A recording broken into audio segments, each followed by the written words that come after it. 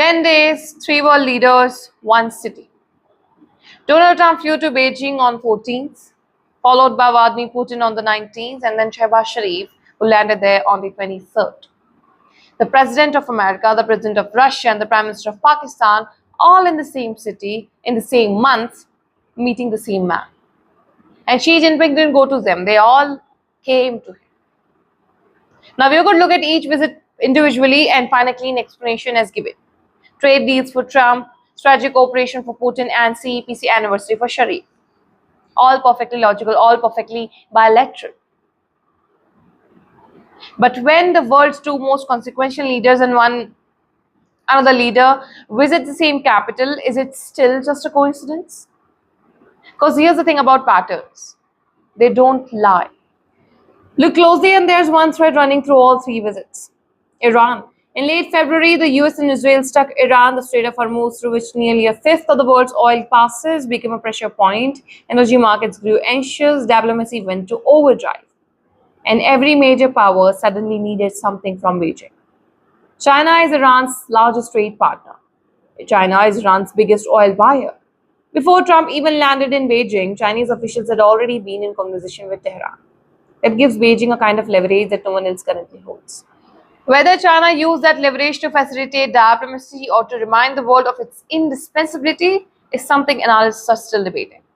But what is not debated is this. In May 2026, if you needed to needle the world's biggest crisis, you went to Beijing first. Now here's the detail that deserves attention. Pakistan's Army Chief Field Marshal Asim Munir was not just present in Beijing alongside Prime Minister Sharif. He was photographed with Xi Jinping in the Great Hall. This is the same Munir who was received at the White House by Trump just weeks earlier. Washington and Beijing both within months. At the same time, the US has a trade deal with Pakistan at 19% tariff, a deal India is still being negotiated with. As last year, Washington imposed 50% tariff on Indian goods, partly over India's purchases of Russian oil. These are the facts on the table, but what conclusions to draw from them are for you to decide. And India was not part of this Beijing sequence, but it wasn't sitting idle either. Yesterday, May 26, India hosted the Quad Foreign Ministers meeting in New Delhi. External Affairs Minister Jaishankar sat alongside US Secretary of State Marco Rubio, Australia's Penny Wong, and Japan's Motegi. New maritime surveillance initiatives were announced. Critical minerals operation was expanded. Hours later, Beijing responded. China's foreign ministry said it opposes the formation of exclusive cliques and bloc confrontation. The fact that Beijing felt the need to respond is worth noting, but questions remain. India has been navigating pressure from Washington over Russian oil imports. The India-China thaw is real but fragile.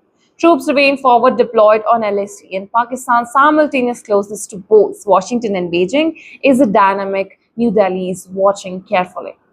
India's foreign policy doctrine has long been strategic autonomy, the ability to engage with all sides without binding commitment to any. That doctrine has served it well. The question being asked in foreign policy circles right now is a simple one. In a world where Beijing has become the hub of consequential conversations, does strategic autonomy give India a seat at those tables or keep it outside in all of them? 10 days in May 2026, 3 visits to the same city. The world may have not changed much yet, but the signals it sent are very hard to ignore.